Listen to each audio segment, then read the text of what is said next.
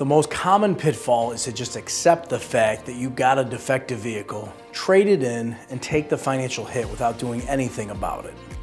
With persistence, patience, and the right attorney, things can get a lot better.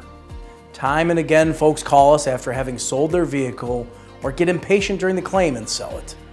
Once that is done, your legal rights have changed and your case is not as strong. Patience and persistence usually pays off.